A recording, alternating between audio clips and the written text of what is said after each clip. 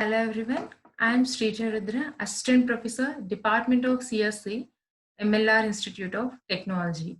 Now here in this lecture, I would like to discuss about transposition ciphers from the subject cryptography and information security. The transposition ciphers means transposition. Here, as the name itself indicating, we are changing the positions and then creating the cipher. Like now, consider a classical transposition or permutation ciphers. So these hide the message by rearranging the letter order. So without altering the actual letters used. And also it can recognize these since have the same frequency distribution as the original text.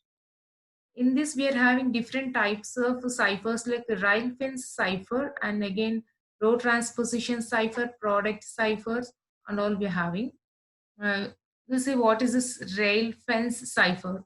So first you write the message letters out diagonally over a number of rows. Then you read off cipher row by row. For example, you're writing a message out as ME MATRHT and again the next row, and again you're having one more row. Then you're giving a cipher text as MEMA. Down you can see the cipher text that after PRY, again the next row has been continued there. Means while how it is one after the other as a sequential way. So we are writing the message letters out diagonally over a number of rows, and then we are reading of cipher row by row. That is a Ryle-Fence cipher. Here in the given cipher text, we are reading the first row and the second row in a single line. Next, row transposition cipher. In this row transposition cipher, a more complex transposition and write letters of message out in rows over a specified number of columns. In the previous here you are writing the message letters out diagonally over a number of rows. That is Ryle fence, because row by row it is going to read in the cipher text. But here in row transposition cipher, you are writing the letters of message out in rows over a specified number of columns. Then reorder the columns according to some key before reading of the rows.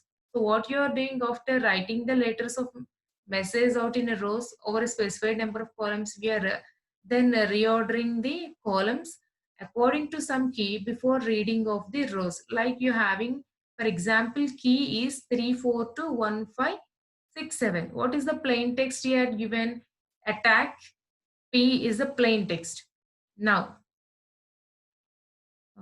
postphone, actually postphone is the word, but P is given in the plain text.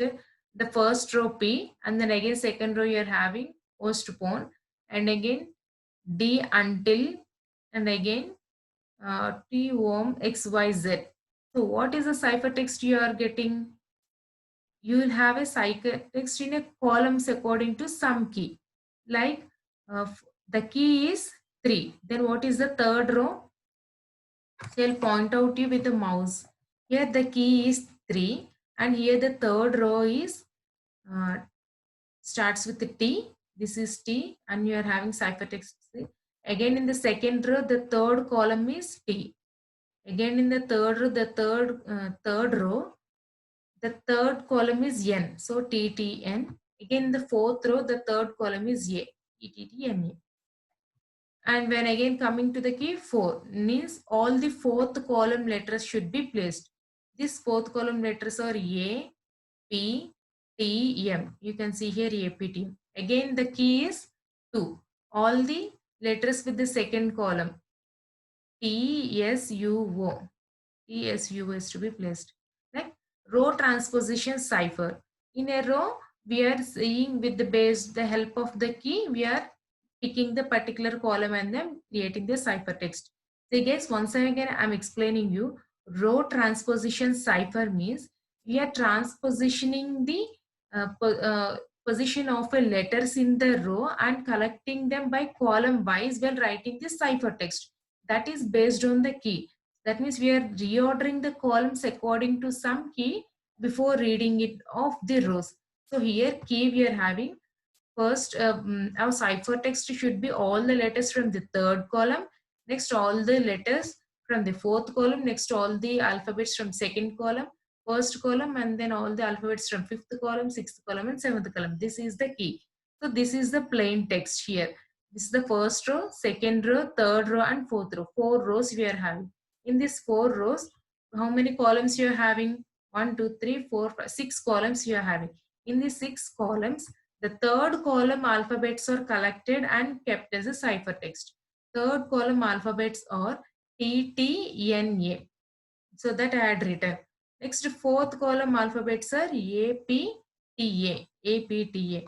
Again, when we go to the key, second column alphabets T, S, U, O. Like this, we are doing some ciphertext. That means we are converting the plain text into the ciphertext. So that's it about the transposition ciphers. Next, product ciphers. Ciphers using substitutions or transpositions are not secure because of language characteristics. Is clearly mentioning that even though ciphers using substitutions or transpositions is not secure because of language characteristics. Hence, consider using several ciphers in session to make harder. But two substitutions make a more complex substitution. Two transpositions make a more complex transposition, but a substitution followed by transposition makes a new, much harder cipher. This is a bridge from classical to modern ciphers. Here, clearly, it is mentioned that substitutions and transpositions are not being much secure because of its language characteristics. But what he is stressing is, instead of single substitution, if we are doing with two substitution, then it will become a complex substitution, because for one substitution of an alphabet we can easily find out the key security key code, and then we can break the key. But if two substitutions are done, then it will be a bit difficult for an attacker or other person to know what the code is. So two substitutions will make it a complex substitution.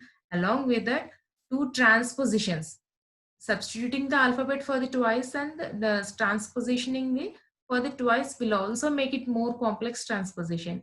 So more than these two, what are these two? More than substituting the two substitutions and two transpositions, if we do substitution followed by a transposition, this combination will make a new much harder cipher.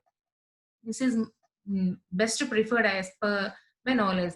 So instead of doing two substitutions and making it a complex, or instead of doing it two transpositions and making it complex, if a substitution is followed by a transposition, then it will really produce a much harder cipher. So this is the bridge from classical and modern ciphers. So thank you guys. Having any doubts regarding this, you can post in the comment box. Thank you.